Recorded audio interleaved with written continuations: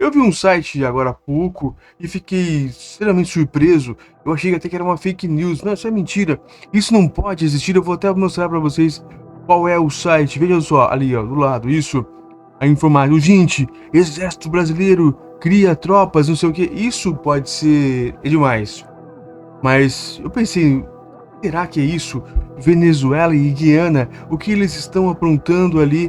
Foi quando então eu fui atrás e descobri que realmente existe essa possibilidade e eu vi uma matéria da BBC Brasil e eu passo a leitura agora para vocês entenderem o que exatamente pode acontecer ali na nossa perto da nossa fronteira e por que Maduro quer tanto as riquezas, quer anexar a mais coisas ao território da Venezuela, que inclui a Guiana. Isso, volto a dizer, no final de fevereiro, no final de novembro de 2023. Pode acontecer, então eu peço que vamos trocar aqui a imagem para a BBC News Brasil. O que nós vamos falar agora? Nós vamos fazer a leitura reativa disso, depois dessa introdução necessária para vocês entenderem que tudo pode piorar ainda.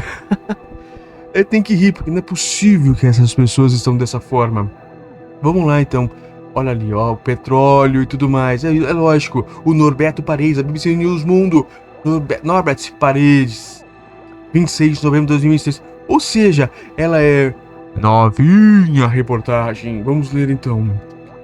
Com uma área superior à de nações como Inglaterra, Cuba ou Grécia, Essequibo, ao nome Essequibo, é um território repleto de minerais e outros recursos naturais, cuja diversidade é uma das maiores do mundo. Além de sua riqueza de grandes jazidas de petróleo ali encontradas, o território é conhecido por ter uma soberania disputada pela Venezuela e Guiana desde 1841.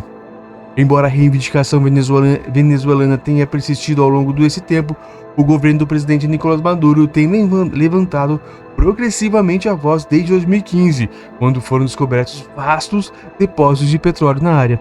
A Venezuela considera o Essequibo, também conhecido como Guaiana, Essequiba em espanhol, uma área reivindicada e geralmente exibe riscada em seus mapas. Enquanto isso, a Guiana, que controla e administra a área, tem 6 de suas 10 regiões administradas lá. Esse aqui, região que em disputa, olha ali, ó, para quem nos acompanha por imagens.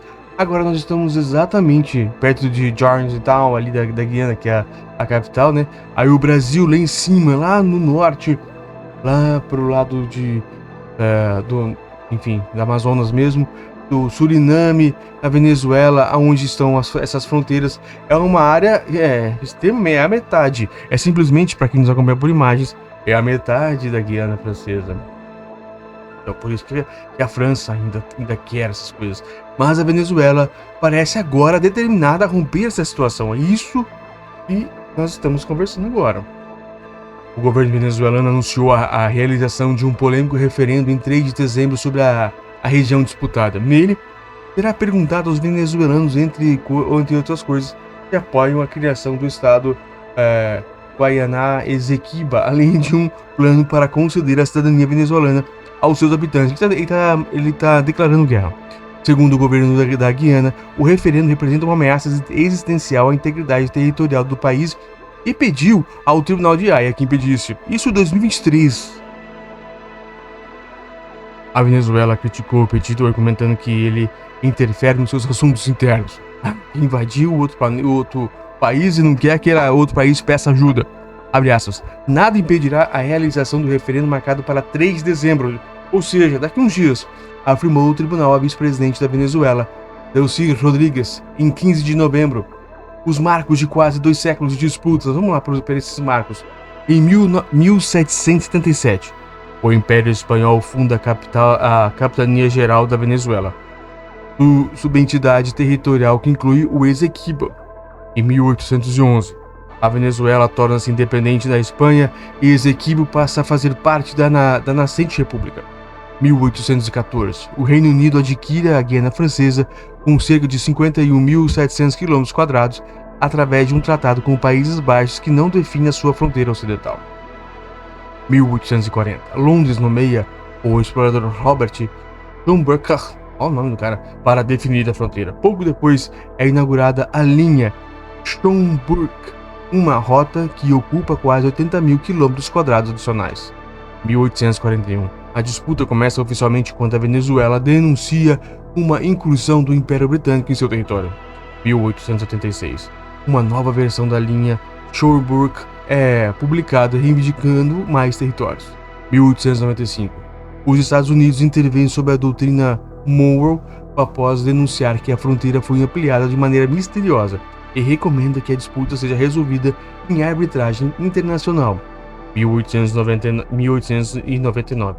É emitida a sentença arbitral de Paris, uma decisão favorável ao Reino Unido, com a qual o território cai oficialmente sob o domínio britânico. Mas é lógico, né, que Paris ia fazer isso. 1949. É tornado público um memorando do advogado norte-americano Severo Mallet Prevost, parte da defesa da Venezuela na disputa em Paris, na qual ele denuncia que os juízes não foram imparciais. Lógico. Os posicionamentos de Severo Mallet Prevost e outros documentos servem para que a Venezuela declare a sentença nula e sem efeito. 1966. 3 meses antes de conceder a independência da Guiana, o Reino Unido firma com a Venezuela o Acordo de Genebra, o qual reconhece a reivindicação venezuelana e busca encontrar soluções para resolver a disputa. Olha aqui, então pode ser que alguma coisa esteja... Eles talvez estejam certos. Críticos afirmam que o referendo tem um tom nacionalista em um momento chave: os preparativos para as eleições presidenciais de 2024. Analistas preveem um apoio massivo às propostas do governo venezuelano, que mobilizará o seu eleitorado num país onde a reivindicação por Esequibo une chavistas e opositores como nenhuma outra questão. O resultado do referendo, no entanto, não será vinculativo à luz do direito internacional. Em vistas à região no final de outubro, o presidente da Guiana, Irfan Ali, garantiu que seu país não abrirá mão de nenhum centímetro do território. Abre aspas, que ninguém cometa um único erro. Esequibo é nosso. Cada centímetro quadrado, disse ele. Bota Esequibo, então é muito longo essa coisa aqui. O geógrafo guianês Temitope Oyudum, professor da Universidade da Guiana, afirma que Esequibo é vital para seu país. É um território 3 vezes maior que a Costa Rica, onde vivem cerca quase 300 mil pessoas, diz a BBC News Mundo, o serviço em espanhol da BBC. O Esequibo representa 2/3 da superfície da Guiana e abriga quase 1/3 de sua população. Para ele, não há disputa. Esequibo faz parte da Guiana e não tenho dúvidas disso, acrescenta. Os governos da Guiana e da Venezuela não responderam aos pedidos de posicionamento da BBC. Tamanha disputa se explica pelo tamanho do território, mas sobretudo pela sua riqueza. Os estudos, o escudo das Guianas. O Esequibo cobre cerca de 160 mil quilômetros quadrados, a maioria deles de selva impenetrável. Do ponto de vista geográfico, o Esequibo faz parte do maciço guianês, também conhecido como o escudo das Guianas, explica Herbert Carrillo, geógrafo e da Universidade de Los Andes, na Venezuela. Aqui estamos ainda com as imagens.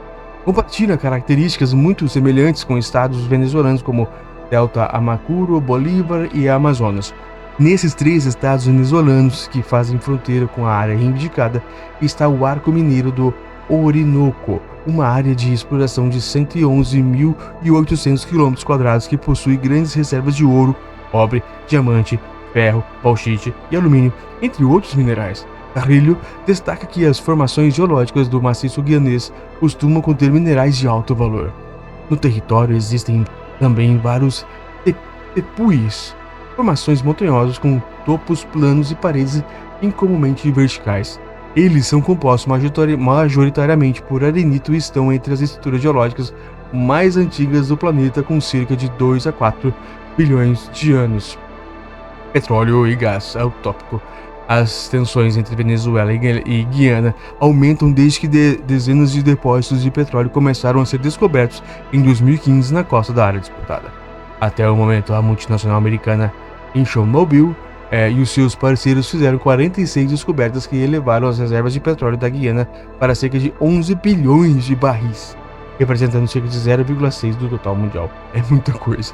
As descobertas inesperadas tornaram a Guiana um país de 800 mil habitantes, uma das economias que mais cresce no mundo. O Produto Interno Bruto, PIB, deverá crescer 25% este ano, depois de ter expandido por 57% em 2022. Olha o tamanho do PIB desses caras. Mas a maior parte das reservas está localizada num bloco de petróleo e gás de 26 mil km², conhecido como Stabroek, ou o Largo da Costa Atlântica do país. Uma parcela importante desse bloco está localizada nas águas da região disputada pela Venezuela. Tendo dados da consultiva Reicon, a Guiana exportou 338.254 barris por dia durante o primeiro trimestre de 2023, mais que o triplo que produziu em 2021. E aqui os árabes estão ali, né? Analistas do site Oil Price afirmam que toda essa produção vem do bloco Stabroek, operado por um consórcio liderado pela ExxonMobil.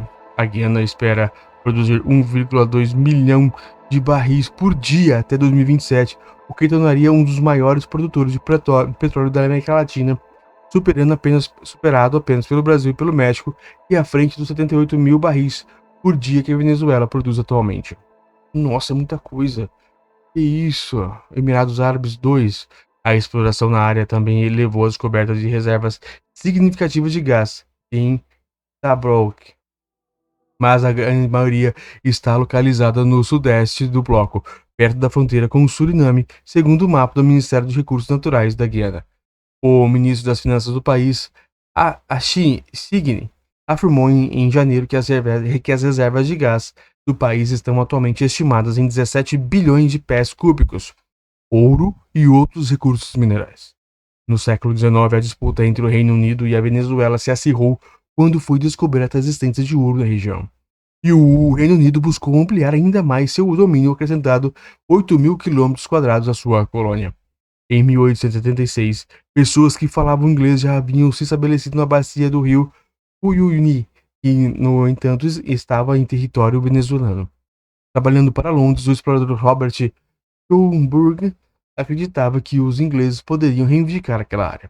Ali nasceu a mina de ouro de Oimai, que se tornaria uma das maiores do escudo da Guiana e uma das grandes fontes de renda da Guiana.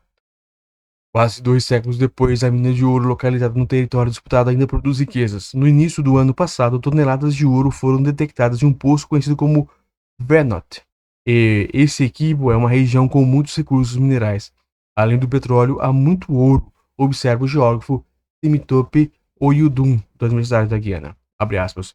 Existem também outros recursos minerais, como diamantes, bauxita, manganês e urânio. Importante rede de rios. O pesquisador também destaca os recursos hídricos da região, como os rios Uyuni, Mazaruni, Uyuvini, Potaro e Ruputuni. Herbert Carrilho afirma que a extensa rede de afluentes do Esequibo é um dos recursos naturais mais importantes do território. Abre aspas. Existem rios como o Potaro, que abriga uma grande variedade de peixes e cachoeiras de até 200 metros. Esse rio também tem grande potencial para gerar energia hidrelétrica, diz o geógrafo da Universidade de Andes. Agora aqui nós estamos vendo o mapa hídrico com esses rios que nós acabamos de dizer. No rio Potaro, que deságua no Esequibo em 225 mil quilômetros, 225 quilômetros de extensão, não mil, existem 9 cachoeiras, entre as quais se destacam as Caiuteiro e a Tumatumari, com queda livre de 227 metros. As cataratas Caiuteiro são até 5 vezes mais altas que as cataratas do Niágara, localizadas nos Estados Unidos, entre os Estados Unidos e Canadá. Para Oyudontum, é uma das cachoeiras mais impressionantes do mundo. Carrilho acredita que os recursos hídricos do Esequibo podem ser vitais para o futuro. Abre aspas, pelo que se projeta para a crise climática e a escassez de águas, ter uma grande rede de rios como o que tem esse território poderia ser muito importante, explica. Acho que será o recurso mais importante de várias décadas. Aqui nós vemos pelas imagens essa brilhante imagem da cachoeira. Águas costeiras. Olha, uma reportagem completa. Vamos ler. Sem dúvida nenhuma. Águas costeiras. O território reivindicado tem quase 300 quilômetros de costa. A costa é uma das suas águas permitem consolidar e ampliar uma saída de direção do ao Atlântico, afirma Carrilho. Ela também proporciona 370 quilômetros de zona econômica exclusiva, o que confere jurisdição aduaneira. Isso significa que qualquer navio que passa por ali tem de pagar impostos. E foi nessas águas que foi encontrado o mar de petróleo. responsável por reavivar em 2015 as tensões entre Guiana e a Venezuela. Olha, importante dado, estava meio morto, mas aí quando encontraram esse mar de petróleo, Nicolás Maduro acabou engordando o olho. O professor Oyudum critica que a Venezuela tem se interessado mais pela reivindicação do Esequiba após a descoberta do petróleo e acredita que o governo venezuelano também está usando a disputa para obter apoio político. Oyudum também questiona os itens do referendo previsto para 3 de dezembro. Não se pode organizar um referendo perguntando a um povo se ele gostaria de começar e considerar uma região de outro país como sua, argumenta o geógrafo guianês. Abre aspas, porque você não pergunta aos cidadãos do Desequiba como ir porque eles querem e gostariam de ser governados, indaga. Jordantown insistiu que a organização do referendo faz parte de um plano sinistro da Venezuela para tornar o território da Guiana. Olha que loucura! Para a Guiana, a disputa fronteiriça já foi resolvida há mais de um século com a sentença arbitral de Paris em 1899, na qual a linha de Schomburg foi estabelecida como a fronteira entre os dois territórios. Mas, em 1949, começaram a surgir evidências que denunciavam a cumplicidade entre os delegados britânicos e o jurista Friedrich Martins para decidir contra a Venezuela. Por essa e outras razões, a Venezuela considera que o Esequibo foi tomado de forma ilegítima e ilegal pelo Reino Unido no século XIX, antes da independência da Guiana no Reino Unido em 1966. Caracas e Londres assinaram o Acordo de Genebra, um tratado ainda em vigor que reconhece a reivindicação da Venezuela e procura encontrar soluções para a disputa. Caracas adere a esse acordo e rejeita a competência do Tribunal de Haia para definir a questão. A equipe jurídica da Guiana, que denunciou o referendo perante o tribunal, descreve-o como uma ameaça existencial e procura preparar o caminho para a anexação do Esequibo pela Venezuela. Nenhum dos países sede em jogo está em grande território cheio de riquezas. Ilustração Daniel Arce e mapas de Caroline Souza, da BBC News Brasil, News Mundo. E olha que sensacional essa briga que nós vamos iniciar agora em razão da quantidade de ouro. E dia 3 de dezembro de 2023, nós vamos ter um referendo na Venezuela para decidir se o povo quer ou não que a Venezuela invada a Guiana. Isso é incrível.